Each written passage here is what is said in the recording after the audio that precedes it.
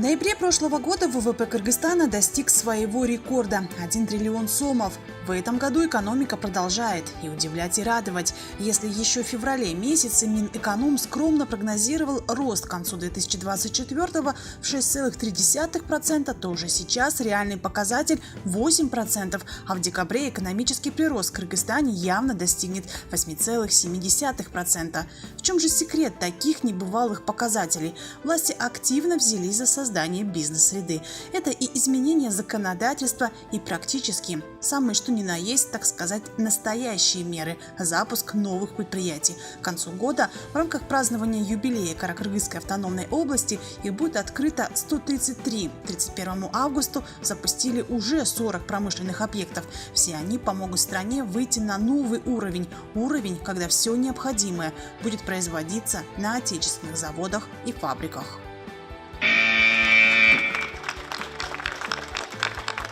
Это завод «Джунда». В конце февраля этого года на предприятии был проведен капитальный ремонт, а в конце марта успешно завершили пусконакладочные работы. Планируется, что до конца года завод выйдет на полную мощность, которая составляет 800 тысяч тонн сырья в год. При этом создадут порядка 400 новых рабочих мест. Это тоже стратегический завод, который должен будет обеспечить нас внутренним сырьем.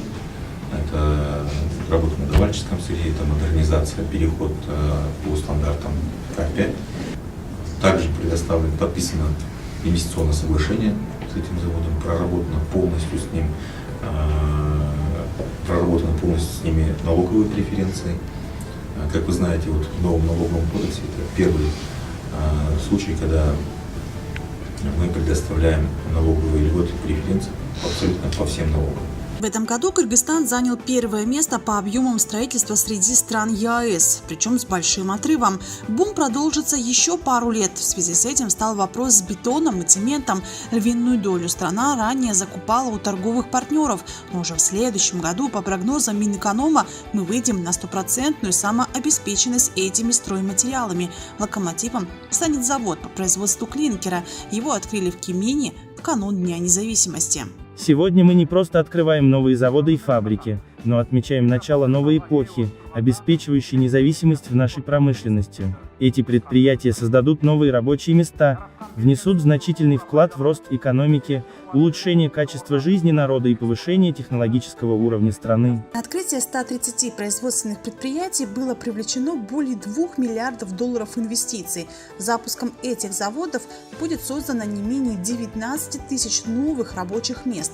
Инвесторы активно потянулись в Кыргызстан по нескольким причинам. Во-первых, увидели перспективу вкладываться в экономику страны. Во-вторых, налоговое законодательство сделали максимально понятным и человечным. У нас самые низкие налоговые ставки в Центральной Азии и СНГ.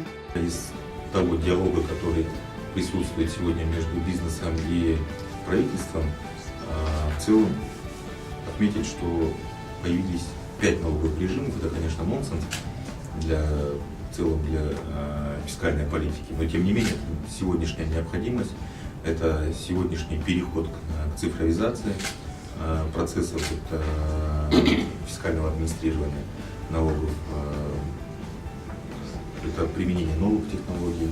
Мир не может стоять на месте, мы должны видеть движение абсолютно всех товаров, мы должны видеть движение экономики, как оно двигается. Исходя из этого, конечно, мы должны разрабатывать соответствующее налоговое бремя, которое необходимо будет внедрить посредством реализации через налоговый кодекс.